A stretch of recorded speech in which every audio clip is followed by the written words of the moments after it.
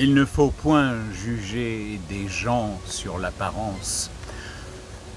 Le conseil en est bon, mais il n'est pas nouveau. Jadis, l'erreur du souriceau me servit à prouver le discours que j'avance. J'ai, pour le fonder, à présent, le bon Socrate, Ésope et certains paysans des rives du Danube, hommes dont Marc Aurèle nous fait un portrait fort fidèle, on connaît les premiers. Quant à l'autre, voici le personnage en raccourci. Son menton nourrissait une barbe touffue. Toute sa personne velue représentait un ours, mais un ours mal léché. Sous un sourcil épais, il avait l'œil caché, le regard de travers, nez tortu, grosses lèvres, portait saillon de poils de chèvre et ceinture de jonc marin. Cet homme, ainsi bâti, fut député des villes que lave le Danube. Il n'était point d'asile où l'avarice des Romains ne pénétra alors et ne porta les mains. Le député vint, donc, et fit cette harangue. Romains, et vous, Sénat, assis pour m'écouter, je supplie avant tout les dieux de m'assister. Veuillent les immortels conducteurs de ma langue que je ne dise rien qui doive être repris. Sans leur aide, il ne peut entrer dans les esprits que tout mal et toute injustice.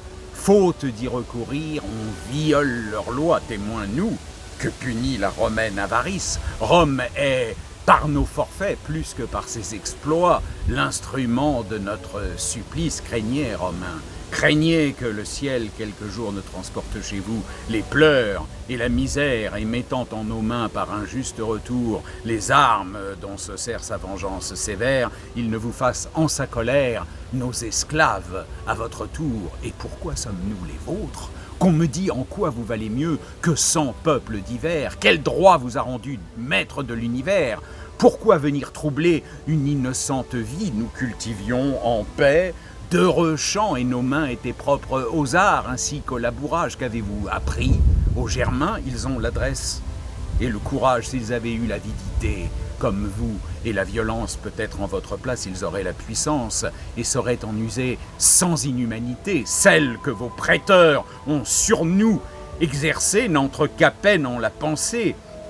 La majesté de vos autels elle-même en est offensée, car sachez que les immortels ont les regards sur nous. Grâce à vos exemples, ils n'ont devant les yeux que des objets d'horreur, de mépris d'eux et de leur temple, d'avarice qui va jusque à la fureur. Rien ne suffit aux gens qui nous viennent de Rome. La terre et le travail de l'homme font pour les assouvir des efforts superflus. Retirez-les. On ne veut plus cultiver pour eux les campagnes. Nous quittons les cités. Nous fuyons aux montagnes, nous laissons nos chères compagnes. Nous ne conversons plus qu'avec des ours affreux, découragés de mettre au jour des malheureux et de peupler dans Rome un pays qu'elle opprime. Quant à nos enfants déjà nés, nous souhaitons de voir leur jour bientôt borné. Vos prêteurs, au malheur, nous font joindre le crime. Retirez-les, ils ne nous apprendront que la mollesse et que le vice. Les Germains, comme eux, deviendront gens de rapine et d'avarice. C'est tout ce que j'ai vu dans Rome. À mon abord, n'a-t-on point de présent à faire, point de pourpre à donner? C'est en vain qu'on espère quelque refuge aux lois. Encore leur ministère a-t-il 1000 longueurs? Ce discours un peu fort doit commencer à vous déplaire. Je finis. Punissez de mort une plainte un peu trop sincère. À ces mots, il se couche, et chacun, étonné, admire le grand cœur, le bon sens, l'éloquence du sauvage ainsi prosterné. On le créa patrice, et ce fut la vengeance qu'on crut qu'un tel discours méritait. On choisit d'autres prêteurs, et, par écrit, le Sénat demanda ce qu'avait dit cet homme pour servir de modèle aux parleurs à venir. On ne sut pas longtemps dans Rome cette éloquence entretenir.